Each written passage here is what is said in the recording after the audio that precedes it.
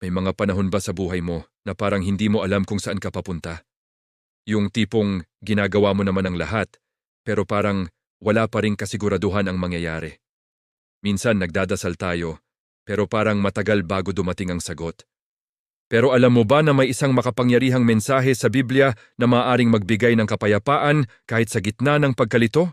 Ito ay makikita sa Book of Proverbs 3:5 verse 6, kung saan sinasabi na kung magtitiwala tayo sa Diyos ng buong puso, siya mismo ang gagabay sa ating landas. Sa video na ito, pag-uusapan natin kung paano tunay na magtiwala sa Diyos, lalo na kapag hindi malinaw ang direksyon ng buhay. Sa Book of Proverbs 3:5-6, sinasabi, "Trust in the Lord with all your heart and lean not on your own understanding. In all your ways, submit to Him and He will make your path straight." Ang ibig sabihin nito ay simple pero napakalalim. Magtiwala tayo sa Diyos ng buong puso at huwag lamang umasa sa sarili nating pag-unawa. Bilang tao, limitado ang ating nakikita. Nakikita lamang natin kung ano ang nasa harap natin ngayon, pero ang Diyos ay nakikita ang buong larawan ng ating buhay, ang nakaraan, kasalukuyan at hinaharap. Kaya kapag nagtitiwala tayo sa Kanya, pinipili nating sundin ang Kanyang karunungan kaysa sa sarili nating plano. Kung tutuusin, madaling sabihin ang magtiwala sa Diyos. Pero sa totoong buhay, minsan mahirap itong gawin. Halimbawa, kapag may problema sa pamilya, kapag nawalan ng trabaho, kapag may sakit ang mahal natin sa buhay, o kapag may pangarap tayong matagal nang ipinagdarasal, pero parang hindi pa rin natutupad. Sa mga ganitong sitwasyon, natural lang na magtanong tayo, Diyos, bakit nangyayari ito? O kailan mo sasagutin ang panalangin ko? Pero dito pumapasok ang tunay na pananampalataya.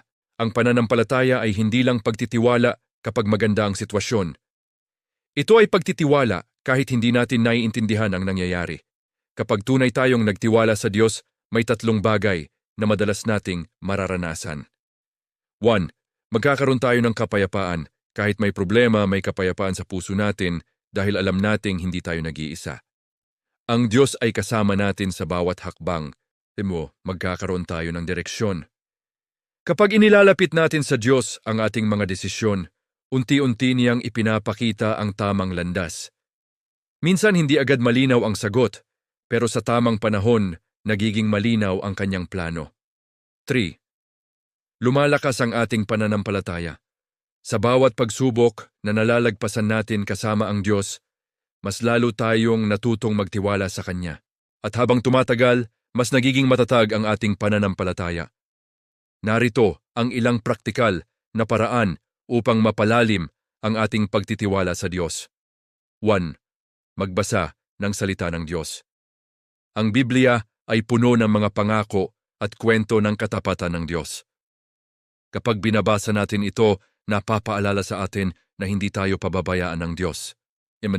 Manalangin palagi. Ang panalangin ay hindi lamang paghingi ng tulong. Ito ay pakikipag-usap sa Diyos. Ibahagi mo sa Kanya ang iyong mga alalahanin, pangarap at takot. 3. Isuko ang iyong plano sa Diyos.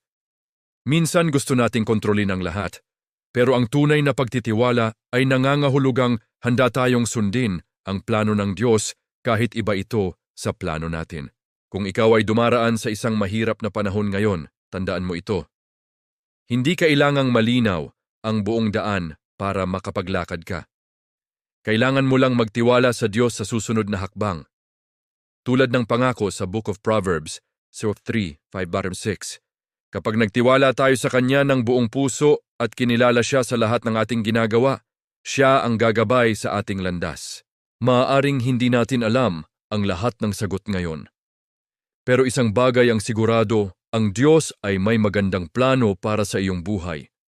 At kapag nagtiwala tayo sa Kanya, makikita natin kung paano Niya tayo ginagabayan sa tamang direksyon.